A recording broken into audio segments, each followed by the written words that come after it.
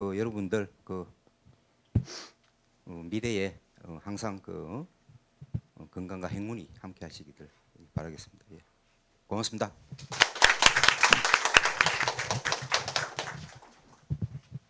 네, 다음으로 정진영 교수님 인사 말씀이 있겠습니다.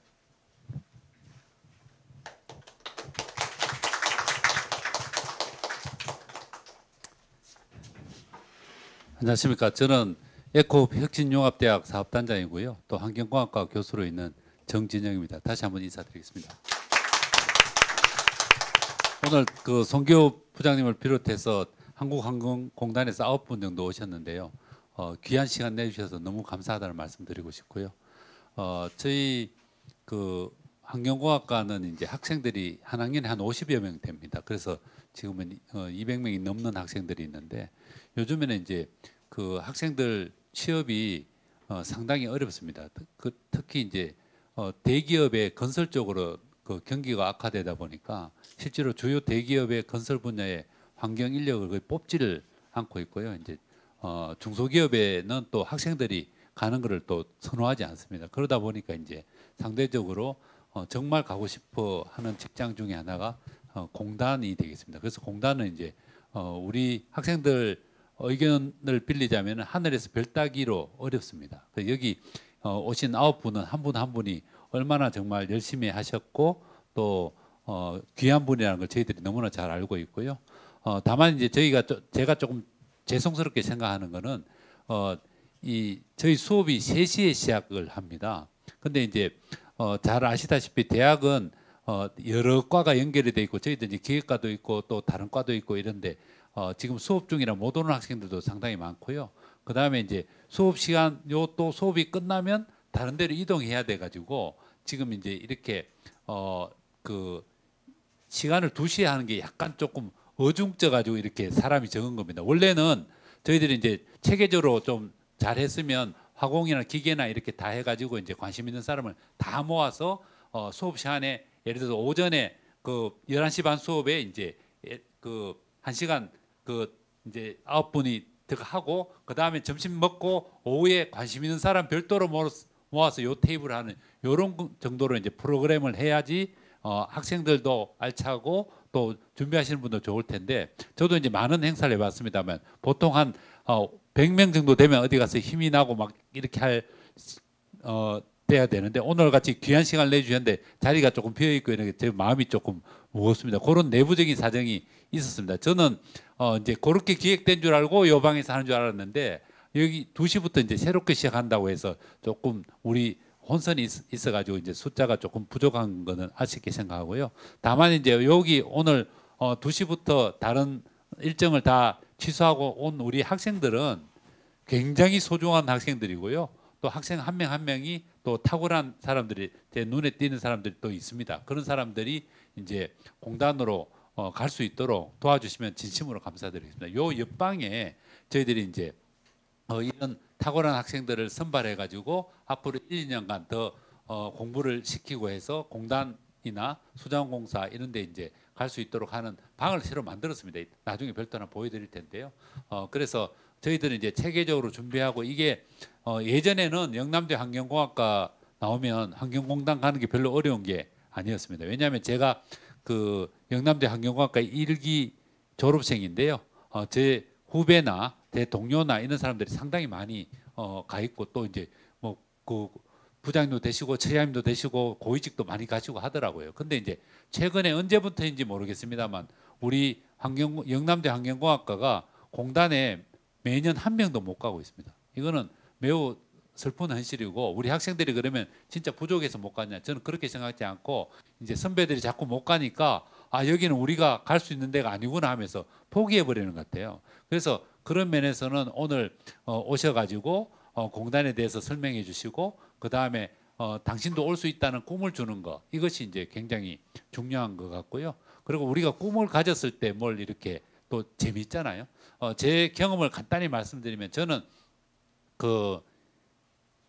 영남대 환경공학과를 나와서 이제 카이스트에 들어갔는데요.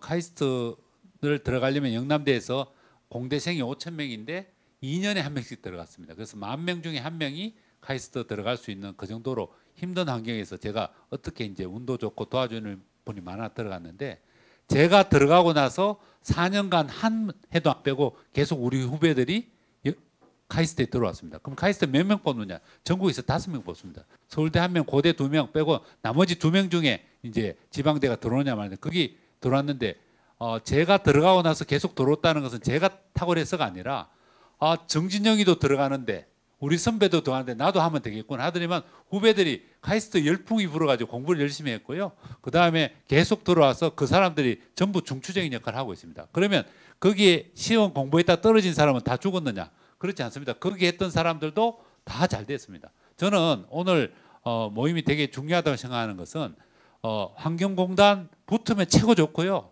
안 붙어도 여러분 손해볼 게 1도 없습니다.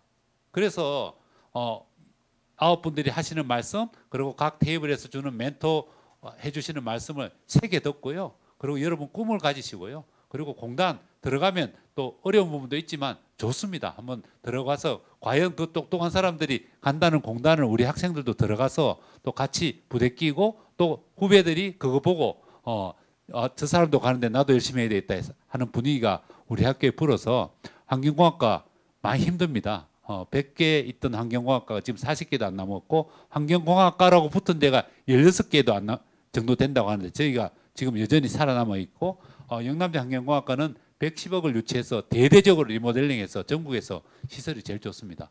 당연히 우리 제일 귀한 직장 환경공단에 가야 되지 않겠습니까? 그래서 많이 도와주시기 바라고요. 어쨌든 오신 분들 너무 감사드리고 또 우리 학생들도 정말 귀한 분들이 오셨기 때문에 새겨 듣고요. 꿈을 가집시오. 그리고 여러분들 최선을 다해서 하셔가지고 여기 있는 분 몇 분이 환경공단 들어가서 수기 쓰는 그날이 오기를 제가 간절히 기대하겠습니다. 숫자에 너무 좀 많은 학생이 못 와서 그렇고 3시에 되면 조금 더 오는데요. 연연해 하지 마시고 정성껏 강의해 주시고 또 멘토 해 주시면 감사하겠습니다. 감사합니다.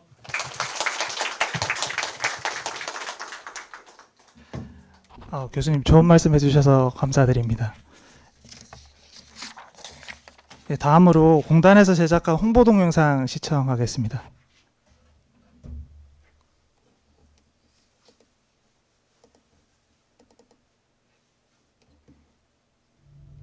인류에게 주어진 골든타임 단 10년.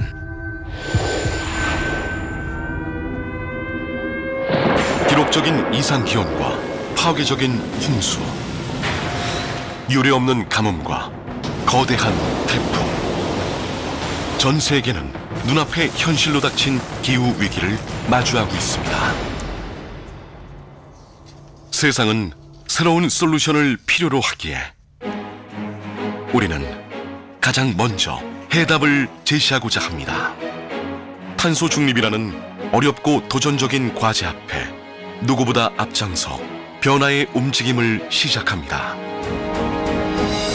다양한 환경 분야를 아우르며 답을 찾아온 우리이기에 현장에서 솔루션을 찾고 길을 제시하는 것이 우리에게 주어진 사명임을 가슴에 새기고 오랜 시간 환경 위기를 극복해온 경험과 노하우로 한국환경공단은 탄소 중립 시대를 선도해 나갑니다. 솔루션의 힘, Lead the Solution, 한국환경공단.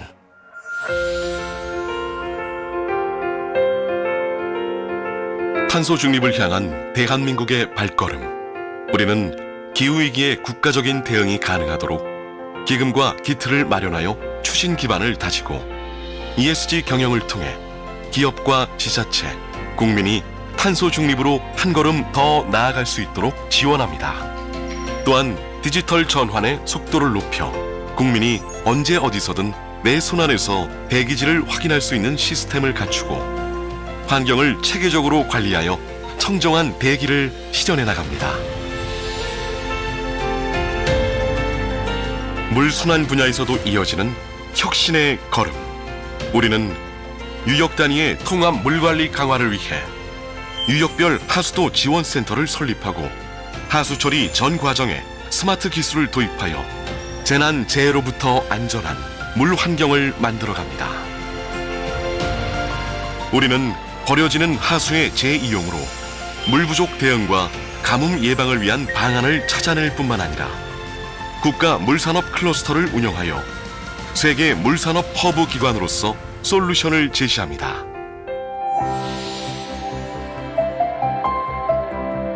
순환되어야 할 것은 물뿐만이 아니기에 쓰레기 대란 이후 폐기물 패러다임의 전환이 절실한 지금 우리는 그 패러다임을 이끌어갑니다. 폐기물이 버려지고 쌓이는 쓰레기가 아닌 새로운 자원으로 재탄생할 수 있도록 생산 단계에서부터 자원 순환에 집중할 수 있는 환경을 지원하고 소비 유통 단계를 거쳐 처리까지 전 과정을 관리할 수 있는 체계를 구축하여 순환 경제를 이끌어갑니다.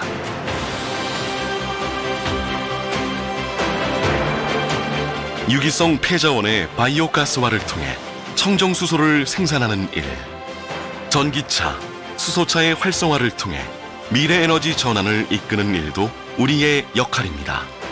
일상 속에서 환경을 지켜나가는 탄소 중립 포인트 제도 운영으로 국민 모두가 실천 가능한 탄소 중립의 해법을 제공합니다.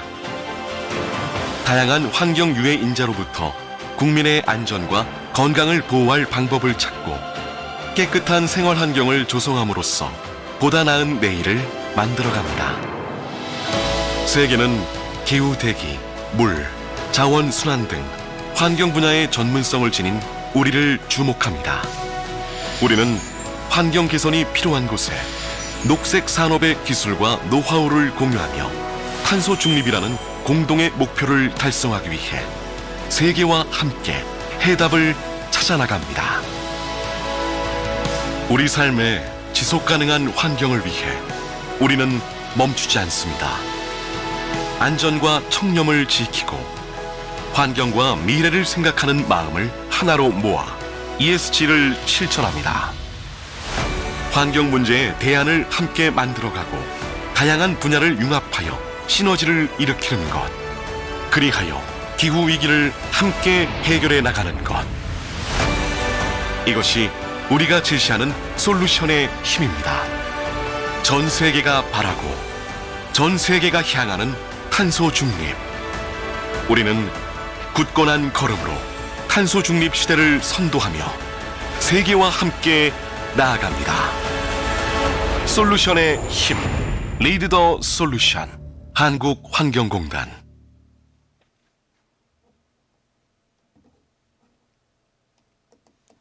네, 다음으로 공단 함동수 과장님께서 공단 및 화학시설 검사 업무 소개를 해주시겠습니다.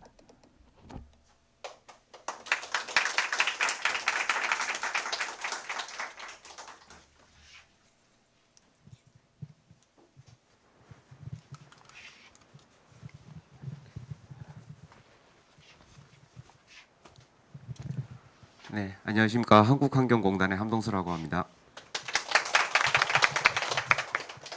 예, 제가 지금부터 이제 소개시켜드릴 내용은 한국환경공단 소개하고 그다음에 화학시설 검사부, 제가 속해 있는 부서인데 화학시설 검사부 업무 소개에 대해서 말씀드리도록 하겠습니다.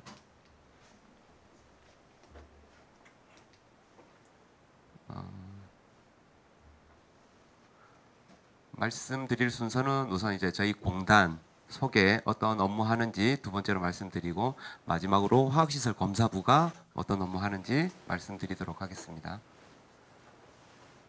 자, 한국환경공단 경영 전략에 대해서 이제 간략히 말씀드리면 우선 미션은 이제 저희가 이제 지속 가능한 미래, 함께 누리는 환경이라고 그래가지고 이제 지속 가능한 환경을 위해서 저희가 이제 계속적으로 노력을 하고 있고요.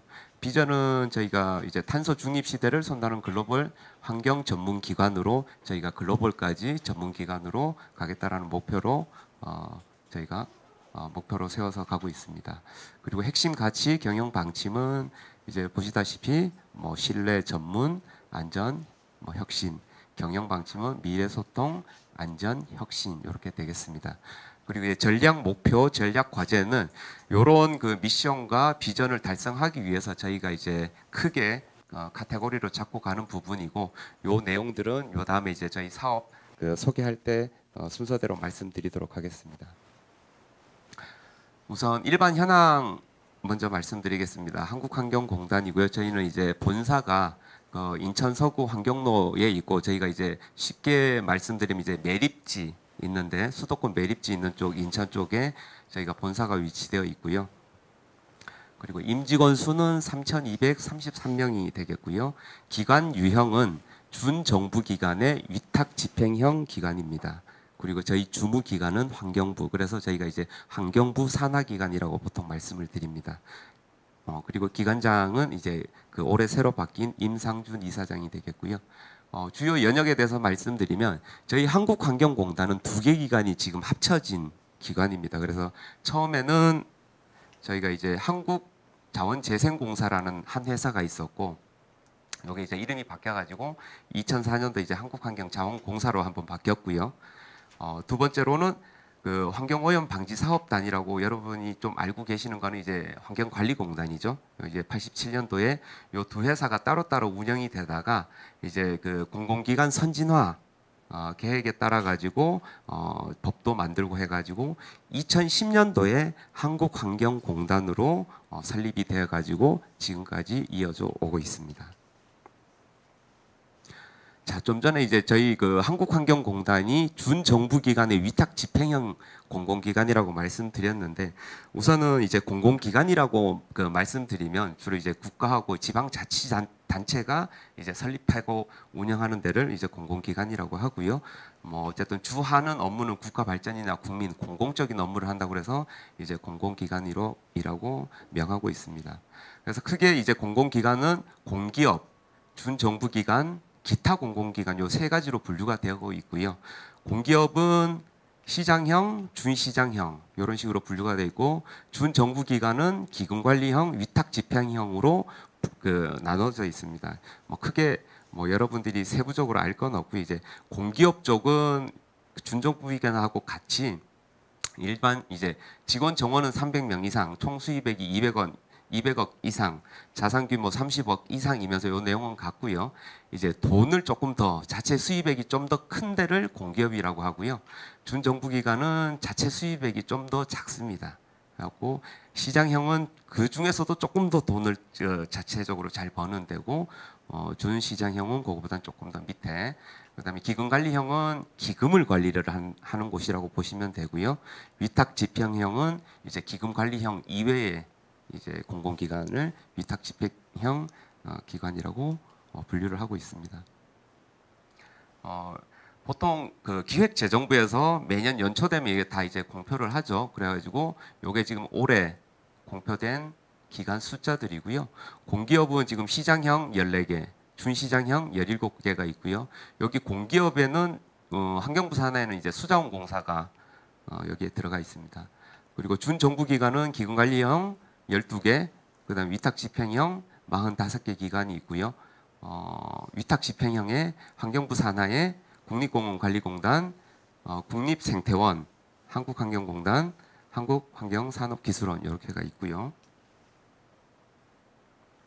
그다음에 그 이외에 나머지가 이제 다 기타 공공기관으로 들어가 있는데 환경부 산하만 보시게 되면은 주로 쭉 보시고 수도권 매립지 공사가 이제 기타 공공기관으로 들어가 있습니다. 참고로 보시면 될 것 같습니다. 자, 다음은 한국환경공단 인력 구성에 대해서 말씀드리겠습니다. 한국환경공단은 그 상임 임원이 7명 있습니다. 이사장 1명, 상임 이사 5명, 감사 1명. 그다음에 1급에 58명, 2급 180명, 3급 약 400명, 4급 600명, 5급 800명, 6급 이하로 1,100명 정도가 구성이 되어 있고요.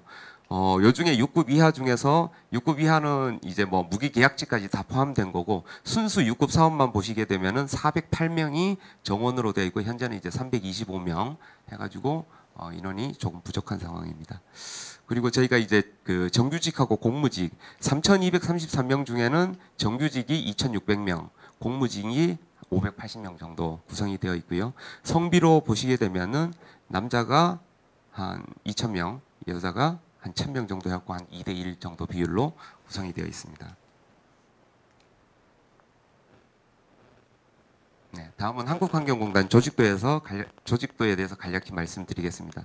그 한국환경공단은 본사와 지방 조직으로 나눠져 있고요. 본사는 여기 빨갛게 표시되어 있는 데가 본사인데 요 부분이 저희가 이제 본사 조직에 들어가 있는 부분입니다. 그래서 본사에는 그 이사장님 비롯해 가지고 5개 본부가 있습니다. 경영, 대기, 물, 자원, 시설, 그리고 단위 환경안전지원단이라고 단위 하나가 있고, 이사장 직속으로 해가지고 직속 실들이 좀 있습니다. 그래서 요 그 각 본부에서 하는 업무들은 요 다음에 PPT에서 또 말씀드리겠고요.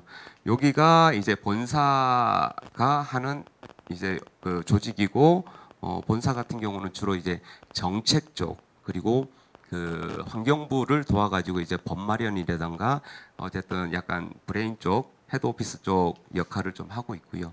그 다음에 지역 본부 쪽은 팔다리와 같이 실제 수행하는 업무들을 좀 하고 있는데, 그 지방 본부에는 이제 저희가 그 좀 전에 그 동영상에서도 나왔듯이 그 국가물산업 클러스터 사업단이 그 달성 쪽에 하나가 있고요. 그리고 그 지역 본부가 총 8개가 있습니다. 수도권에 동부 서부가 있고요. 부울경이라고 하고 부산, 울산, 경남을 담당하는 환경본부가 하나가 있고, 대구, 경북을 담당하는 대구, 경북 환경본부, 충청권, 광전제, 광주, 전남, 제주, 강원, 전북, 이렇게 해서 총 8개의 그 환경본부가 본사를 도와가지고 팔다리로 움직이고 있습니다. 자, 그럼 어떤 사업을 한국환경공단이 하는지에 대해서 지금부터 말씀을 드리도록 하겠습니다.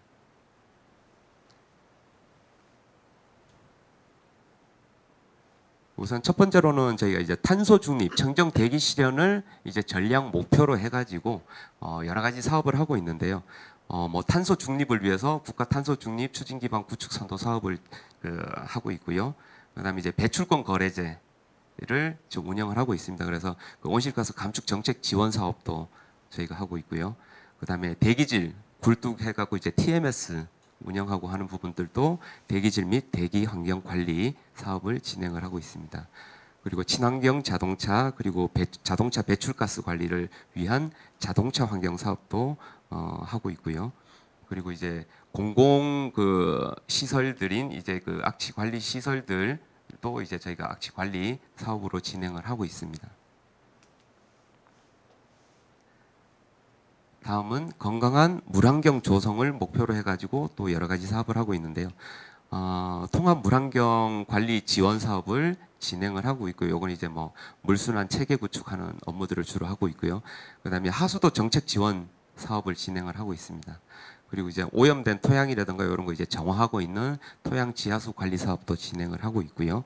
그다음에 실시간으로 이제 수질 모니터링을 하고 있는 수질 오염 관리 및 이제 방제 사업을 진행을 하고 있습니다. 그리고 그 유기물하고 생태 독성을 체계적으로 관리하기 위한 생태 독성 및 TOC 관리 기술 지원 사업도 진행을 하고 있습니다. 자, 다음은 순환 경제 사회로의 전환인데요. 요건 이제 폐기물이라고 보시면 됩니다. 그 앞에 얘기했듯이 처음에는 대기, 수질, 폐기물, 지금 폐기물 쪽으로 저희가 사업을 진행을 하고 있고요. 뭐 자원 순환 사업, 저희가 뭐 많이 알고 있듯이 뭐 페트병 분리라든가 재활용이라든가 이런 부분들 사업을 저희가 하고 있고요. 그다음에 자원 순환 제도, 이런 것들이 다 이제 법제화가 다 되어 있습니다. 그래가지고 그런 법 운영, 제도 운영도 저희가 진행을 하고 있고요. 그다음에 올바로 같이 이런 거로 해가지고 일반 폐기물부터 해가지고 지정 폐기물, 그다음에 뭐 사업장 폐기물 다 관리도 저희가 이제 사업으로 진행을 하고 있고요. 그다음에 폐자원 사업 관리도 저희가 진행을 하고 있습니다. 자, 대기, 수질, 폐기물, 다음은 시설 설치 지원 사업을 저희가 진행을 또 하고 있고요. 여기는 이제 저희가 실제로 그 지자체에 다 설치되어 있는 그 환경 시설들이라고 보시면 되고요. 그래서 이제 첫 번째로는 수생태 복원, 수처리 시설 사업을 저희가 하고 있고요. 그다음에 상하수도 까는 거 이런 부분들도 시설 사업을 저희가 하고 있고요. 그다음에 폐자원뿐만 아니라 이제 환경 에너지화 시설이라 그래가지고 뭐 가스화 시설이라든가 이런 부분들도 저희가 시설 설치 지원 사업을 하고 있습니다. 그리고 아까 얘기했듯이 아까 동영상에서 봤듯이 뭐 베트남이나 이런 데 이제 해외 사업도 저희가 그 환경 시설 구축 뭐 감리라든가 이런 부분 저희가 진행을 하고 있고요. 그다음에 이제 모든 이제 이런 그 시설 설치 그 되기 전에 아니면 되고 나서 환경적으로 어떤 영향이 있는지 환경 영향 평가서 검토도 저희 공단이 하고 있습니다. 그리고 마지막으로 저희가 안전하고 지속 가능한 생활환경 조성을 목표로 주로 이제 화학 물질 관련해 가지고 공단이 사업을 진행을 하고 있고요. 뭐 유해학 물질 관련해서 정보 공개라든가 그 화학 물질이 뭐 신규든 아니면 기존이든 이제 화학 물질에 대한 유해성 정보 생산이라든가 이런 부분도 공단이 하고 있고요. 그다음에 이제 화학 물질 관리적인 부분, 뭐 사업장 관리라든가 이런 부분들도 저희가 그 사업으로 진행을 하고 있습니다. 그리고 통합환경관리제도라고 그래가지고 지금 그 어쨌든 저희 그 시설들에 대한 인허가 부분들을 대부분 각자 대기, 수질, 폐기물 뭐 이런 뭐 유해학 물질들 포함해가지고 다 이제 각자 지금 그 인허가들을 기존에는 다 관련 법령에 따라서 각각 진행을 하던 거를 그런 걸 다 통합을 해가지고 한꺼번에 대기, 수질, 폐기물 뭐 이런 거 다 모아가지고 한꺼번에 허가하는 이런 사업도 최근부터 해가지고 이제 진행을 하고 있다고 말씀드리겠습니다. 이렇게 해서 저희가 공단이 하고 있는 건 주로 이제 환경 관련해서 대기, 수질, 폐기물, 환경시설 설치, 그 다음에 화학 물질까지 저희가 이제 총괄해서 저희가 진행을 하고 있다고 말씀드리겠습니다. 다음은 그 중에서도 이제 저희가 오늘 나와 있는 화학시설 검사부가 어떤 일을 하는지에 대해서 또 말씀을 드리도록 하겠습니다. 우선은 유해학물질 관리 필요성에 대해서 먼저 좀 간략히 말씀드리면 아마 수업 시간에도 아마 배우고 뭐 뉴스 기사로도 뭐 들어서 접했을 수도 있는데요. 제일 크게 일어났던 사건이 이제 경북 구미에서 불산 누출 사고가 한 번 있었죠. 크게 사고가 그 탱크로리에서 하역하는 도중에 이제 뭐 방독면도 착용 안 하고 이렇게 하시다가 이제 빵 터져가지고 5분이 사망하시고 부상이 18명이고 그 이후에 추가 부상자들까지 하면은 수백 명까지 나온 그 큰 사고였습니다. 그래가지고 어쨌든 이때 이제 작업자 부주의도 좀 있었고 그때 작업자들이 안전보호구 그때는 뭐 크게 착용하는 이런 개념들도 없어갖고 미착용으로 하셔가지고 좀 안타까운 일이 있었습니다. 그리고 요걸 계기로 해가지고 저희 뭐 개인 보호구 착용 의무화라든가 그다음에 그 취급 시설에 대한 구체적인 기준도 마련해야 되겠다라고 인지를 했고 그다음에 그 사업장 밖에 미치는 이제 사고가 나면은 사업장 안에만 있는 게 아니라 이게 물을 타고 흘러나가 가지고 강하고 토양하고 다 오염시키기 때문에 그런 부분에 대해서도 다 대책을 마련해야 되겠다라고 해가지고 그 이후에 많은 부분들이 좀 바뀌었습니다. 그리고 이제 필요성에 대해서 또 한 가지 또 말씀드리면은 대부분의 지금 우리나라에 이제 세워진 이제 산단들이 다 한 30년들이 다 지난 그 산단들이 대부분입니다. 뭐 울산이라든가 온산, 여수, 뭐 구미, 여기 지금 대구 염색 산단도 마찬가지고 그래서 대부분 시설들이 노후하다 보니까 노후화에 따른 사고들이 되게 많이 일어나고 있고요. 제가 그래서 이제 14년부터 24년까지 10년간 통계를 조사를 해봤더니 지금 대부분 이제 파란색이 안전 기준 미준수, 그 다음에 보라색이 이제 시설 결함, 시설 노후화인데 거기에 이제 그 안전 기준도 미준수 해가지고 사고가 난 게 80%가 넘습니다. 그리고 또 의외로 이제 차량, 운송 차량이 그 운반하다가 그 누출 사고들도 꽤 많이 일어나고 있습니다. 자, 그리고 요게 최근 10년간 화학 사고 발생 건수를 제가 정리를 해봤는데요. 보시게 되면 전체 지금 10년 동안은 973건의 화학 사고가 발생을 했고요. 그 중에 이제 대구 24건, 경북 108건 해서 대구 경북도 적지 않게 일어났고 퍼센테이지로 따지면 한 10년 동안 한 2, 3% 정도가 어쨌든 대구 경북에서 일어났으니까 어쨌든 10건 중에 1건 이상은 대구 경북에서 일어난다라고 보시면 되겠고요. 요게 이제 발생 연도별 그 추이 보시게 되면 최근까지 좀 줄다가 최근에 많이 올라갔죠. 그래가지고 뭐 어쨌든 화학 사고가 줄지는 않는다. 라고 보시면 되고 월별 통계로도 이렇게 보시게 되면 주로 이제 화학 사고라는 게 겨울에 일어나기보다는 여름, 봄, 가을 쪽에 좀 많이 일어나는데 그거는 저희 이제 활동 때문에 그렇습니다. 저희가 겨울에는 아무래도 사업 활동이 조금 적고 봄, 여름, 가을에는 아무래도 사업 활동이 많다가 보니까 그런 사고 빈도가 많기 때문에 그래서 이제 봄, 여름, 가을 이제 봐가지고 이럴 때 좀 많이 화학 사고가 일어나겠다 그러면 저희가 이제 환경청이랑 그 집중 점검, 사업장 점검도 다니고 있습니다 요즘. 그리고 그래서 이런 일련의 사고들 그리고 필요성 이런 것들이 대두돼 가지고 저희 2012년도에 이제 안전관리 개선 대책을 하나를 마련을 했고요. 이 내용은 이제 일정 기간마다 전문 기관한테 안전진단을 실시를 해라라고 하는 내용이 좀 담겨 있고요. 그다음에 2013년도에 이제 화학물질 안전관리 종합 대책이라고 그래가지고 시설 기준을 정하자. 그래갖고 이제 시설 기준도 마련했고 안전진단도 강화하게 됐습니다. 그간 관련돼서 이제 법령들이 어떻게 진행이 됐는지 좀 정리를 해봤는데 예전에는 이제 독극물에 관한 법률로 이제 1980년 이전에는 관리를 하다가 1990년도에 유해화학물질 관리법이 처음 제정이 됐습니다. 그리고 그 이후에 2011년, 12년 가습기 사고, 구미 불산 사고가 나면서부터 이제 점점 이제 관련된 그 구체적인 자료들을 만들어 가지고 화학물질 관리법을 2013년도에 공표를 했고요. 실제 시행은 2015년도부터 화관법, 지금 우리가 화관법이라 말하는 화학물질 관리법이 시행돼서 지금까지 운영되고 있습니다. 화학물질 관리법의 이제 목적이 제일 중요한데요.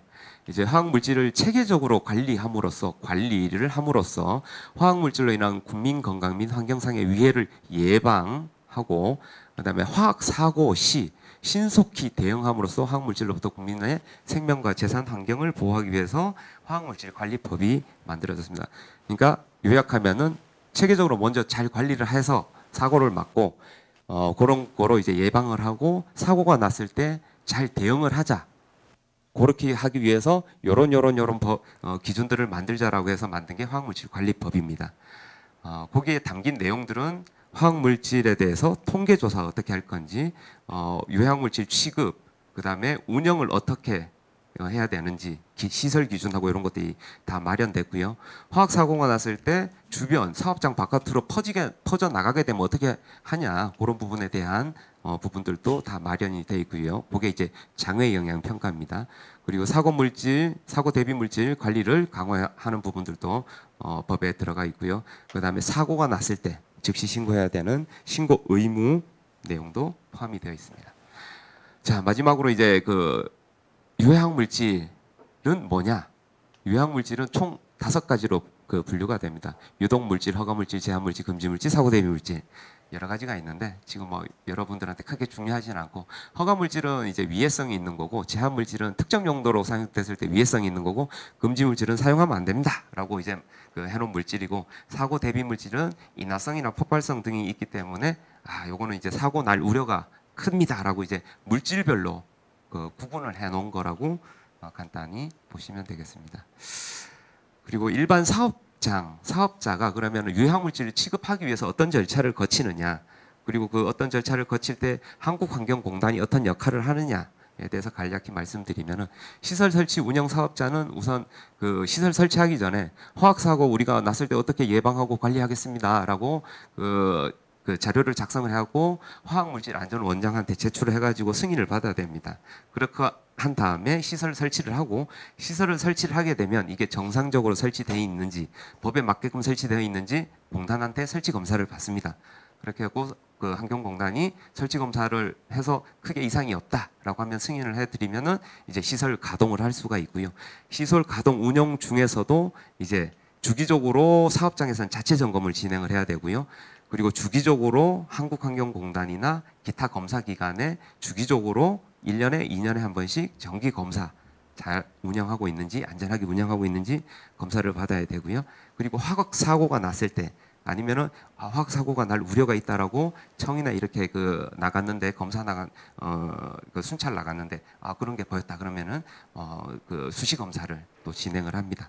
그리고 안전 진단은 이제 사업장 위험도에 따라 가지고 가나다 위험도 순으로 하고 4년, 8년, 12년마다 안전 진단 더 구체적으로 안전을 위해서 진단을 저희가 나가서 수행을 하게 됩니다.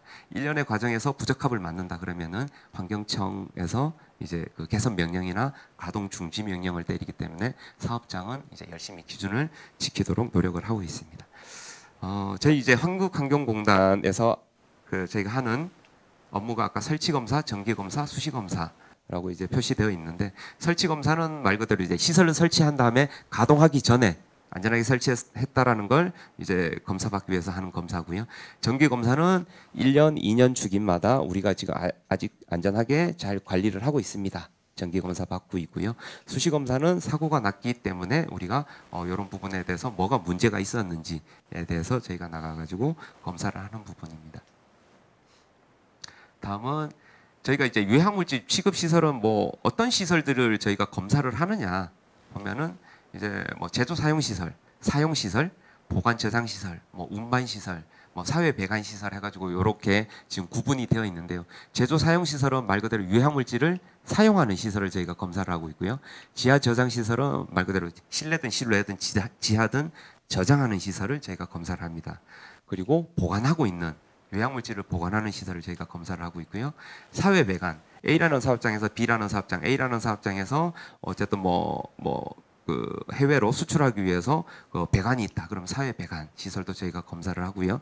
그다음에 유해물질을 차량으로 대부분 탱크로리가 됐던 그 뭐 트럭이 됐던 이런 거로 운송을 하죠. 그럼 운송 차량도 저희가 검사를 하고 있고요. 그다음에 차량 운반, 운송은 이제 탱크로리 같은 걸 말씀드리는 거고, 운반이 이제 적재해가지고 용기 적재하는 일반 트럭 같은 카고 트럭 같은 걸 말씀드리는 겁니다. 요거 그림으로 보게 되면 요게 이제 주로 제조 사용 시설, 요게 저장 탱크 저장 시설, 요게 지하 저장 시설, 그다음에 실내외 보관 시설이라고 그래가지고 이렇게 이제 그 건물 안에다가 유해물질 보관하는 시설, 그다음에 탱크로리 운반 시설, 이런 시설들에 대해서 그 각각 기준들을 정해져 있기 때문에 그런 기준에 적합하게 설치되었는지 저희가 검사를 한 겁니다. 유해물질 저희가 검사를 할 때는 검사 방법이 이제 두 가지 절차로 나눠져 있는데, 첫 번째로는 서류 검사, 서류 적합 검사가 있고요. 두 번째로는 현장 적합 검사라고 그래가지고 현장에서 실제로 어떻게 설치됐는지를 현장에서 보고 저희가 유해물질 취급 시설을 검사를 하고 있습니다. 이렇게 해서 좀 여러분들 귀한 시간을 오래 뺏지 않고자 좀 빨리 설명을 드렸고요.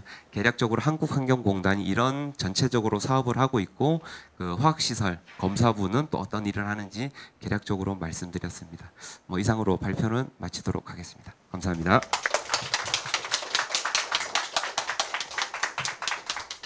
끝낼까?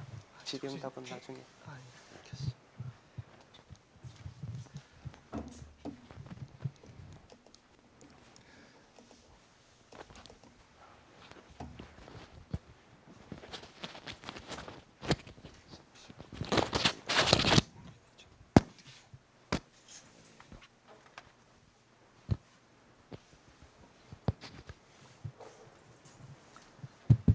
네, 다음으로 공단 채용 절차에 대해서 안내해 드리겠습니다.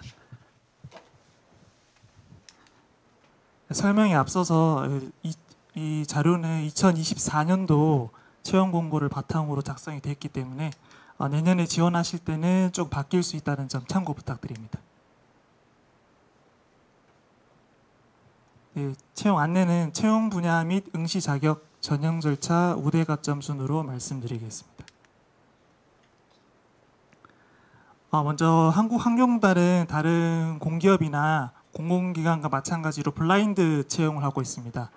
이 블라인드 채용은 편견을 좀 줄이고 실력과 자질에 따라서 공정하게 인재를 선발하기 위해서 지원자분들의 학력이나 출신 학교, 출신 지역, 가족관계 등 개인 신상 정보를 좀 배제를 하고 직무 역량만으로 채용을 하는 방식입니다. 따라서 입사 지원서 작성할 때 학교명이나 특정 단체명 그리고 가족관계 등 개인 인적 사항이 기재가 금지되어 있습니다. 혹시나 작성하실 때 적어도 될까 말까 한 애매한 사항들은 가급적 기재 안 하시는 게 좋지 않을까 싶습니다. 채용 분야는 다양한 분야가 있긴 한데 오늘 여기 계신 분들은 대학 졸업 후에 일반직 6급으로 지원하실 분들이 많을 것 같아서 일반직 6급 내용을 바탕으로 설명해 드리겠습니다. 올해 채용 모집 인원은 총 125명이었는데요. 그중에 환경직렬은 총 82명, 기계직렬은 9명 모집했었습니다. 그리고 오른쪽 비고란에 보시다시피 공단에는 채용 목표제를 운영하고 있습니다. 이 채용 목표제는 전형별로 합격자 중에 해당하는 인원이 단계별로 선발 인원에 미달일 경우에는 모집 인원을 추가로 모집하는 제도입니다. 대상에 해당되시는 분들은 채용 시에 참고하시면 좋을 것 같습니다. 다음은 근로 조건입니다.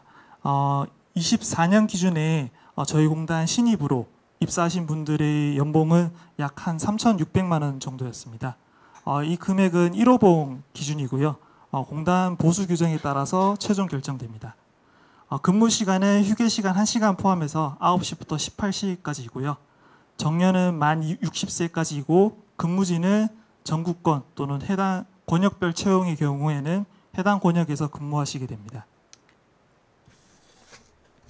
그리고 일반직의 경우에는 3개월 수습 기간을 거친 후에 근무 성적 평가 결과가 60점 이상인 경우에 한해서 정규 직원으로 임용이 됩니다. 다음은 응시 자격입니다. 공단 정년이 만 60세 미만이신 분들은 학력, 성별, 연령에 상관없이 지원하실 수 있습니다. 임용되신 분들은 즉시 업무가 가능하여야 하고요.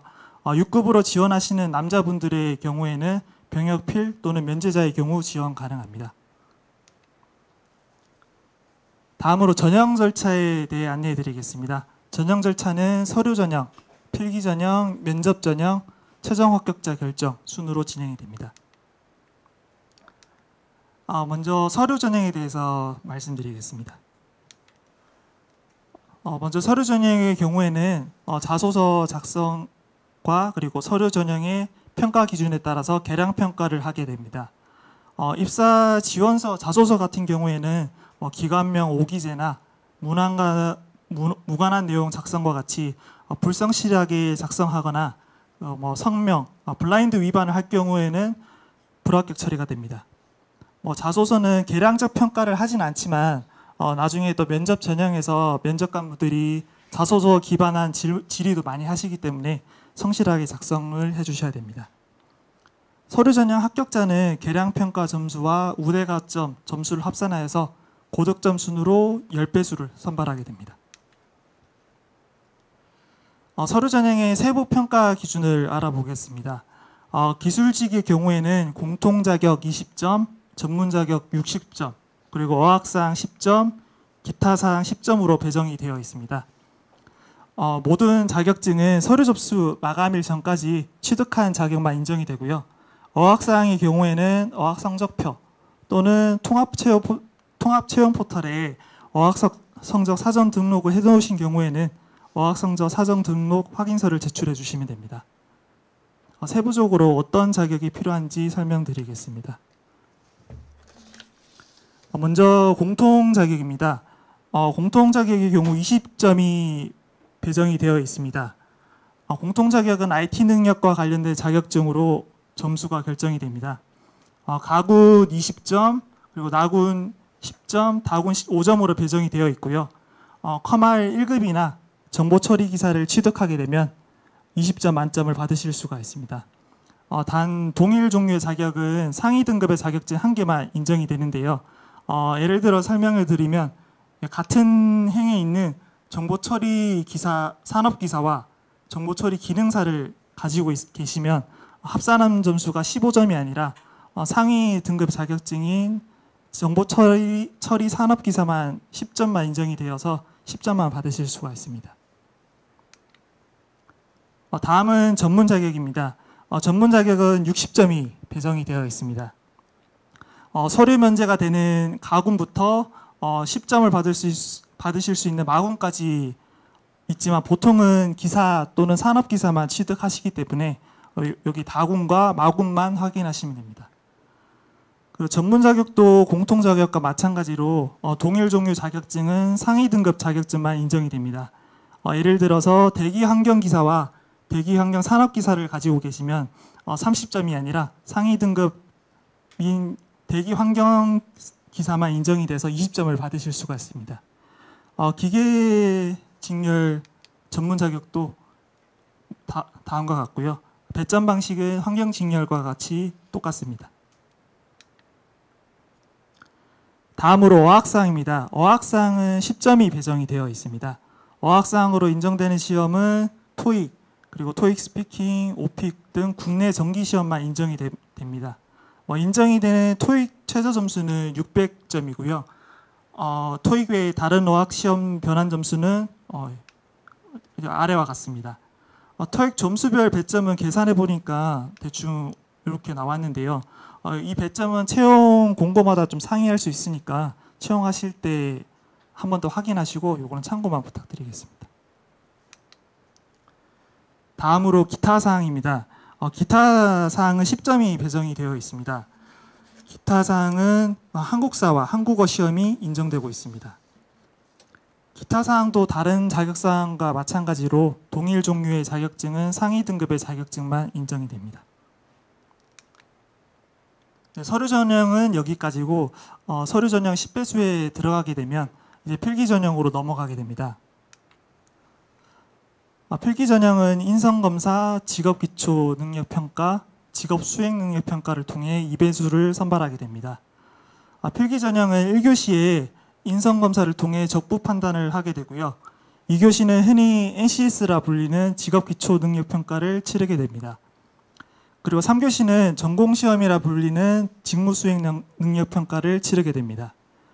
직업기초능력평가는 의사소통능력, 수리능력, 그리고 문제해결능력, 조직이해능력 총 4개의 영역을 치르게 되고요. 전공시험은 직군 및 직렬별 전공시험을 치르게 됩니다. 필기 전형의 합격자는 인성검사 적합자에 한해서 NCS 점수와 전공시험 점수를 합산한 고득점 순으로 채용 인정 N원의 2배수를 선발을 합니다. 단 각 과목 만점에 40% 미만을 득점하였거나 인성검사 부적합자는 탈락 처리됩니다. 앞에서 말씀드렸던 전공시험의 과목은 다음과 같습니다. 대부분 내용들이 학부 수업 때 배우는 내용들하고 그리고 기사 자격증 취득하실 때 배우는 내용들이 대부분이라고 생각하시면 될 것 같습니다. 필기 전형에 합격하신 분들의 면접 전형으로 넘어가게 됩니다. 면접 전형은 직무 수행 능력과 직업 기초 능력을 평가하게 됩니다. 세부 전형 내용은 직무 수행 능력 50%와 직업 기초 능력 50% 점수로 평가하게 되고요. 면접 방식은 PT와 질의응답으로 하게 됩니다. 평가 항목은 문제 해결, 의사소통, 대인관계, 조직이해 등이고요. 직무 수행 능력 평가는 면접 30분 전에 제시된 PT 주제에 대해서 PT를 준비를 하고요. 그리고 면접장 입실 후에 개인 발표 및 질의응답 시간을 가지게 됩니다. 직업기초능력평가는 PT 면접 후에 지원자별 인성 질문 및 자소서 기반 질의응답을 통해 평가하게 됩니다. 면접 전형 합격자는 면접 전형 만점에 60% 이상이 될 경우 합격하게 됩니다. 다음은 최종 합격자 결정입니다. 최종 합격자 결정은 필기 점수 30%와 그리고 면접 점수 70%를 더한 평가 점수로 결정됩니다. 종합평가 고득점 순으로 1배수 이내를 선발하고요. 직렬별 예비 합격자를 선발해서 입사 포기를 하시는 분이 좀 생기거나 신입 직원으로 입사 후에 퇴직하시는 분이 계실 경우에는 예비 합격자분들이 추가로 합격하실 수가 있습니다. 최종 합격자로 선발되신 분들은 결격 사유 확인을 거친 후에 최종 합격이 됩니다. 마지막으로 우대 가점인데요. 먼저 첫 번째로 공단 경력 가점입니다. 저희 공단은 매년 체험형 인턴을 채용을 하고 있습니다. 2년 이내 체험형 인턴 수료자에 한해서 서류 전형에 가점이 부여됩니다. 6개월 미만 근로하신 분들은 기간으로 입사 후에 수료하신 분들은 서류 전형 만점에 2%, 그리고 6개월 이상 근로기간으로 입사 후에 수료하신 분들은 서류 전형 만점에 3%가 부여됩니다. 그리고 체험형 인턴 계약 기간 종료 전에 업무 발표를 통해서 우수 인턴을 선발을 하게 되는데, 우수 인턴 분들은 서류 전형 만점에 5%까지 받으실 수가 있습니다. 2%, 3% 정도면 토익 점수 한 800점이랑 900점 정도 차이가 나기 때문에 체험형 인턴을 통해 가점을 얻으시는 것도 좋은 방법이라고 생각을 합니다. 그리고 아래 보시다시피 체험형 인턴을 제외한 공단 경력도 서류 및 필기 전형 가점이 있습니다. 이 외에도 여러 분야별로 가점이 부여되고 있으니까 대상자분들은 채용 시에 참고하시면 될 것 같습니다. 이상으로 채용 안내는 여기까지고요. 혹시 채용 안내에 대해서 질의 있으신 분 있으실까요?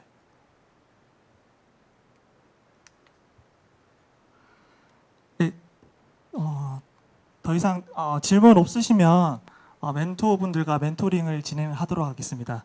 먼저 시작 전에 바쁘신 와중에도 참석해 주신 멘토분들 한 분씩 소개를 해드리고 진행을 하도록 하겠습니다.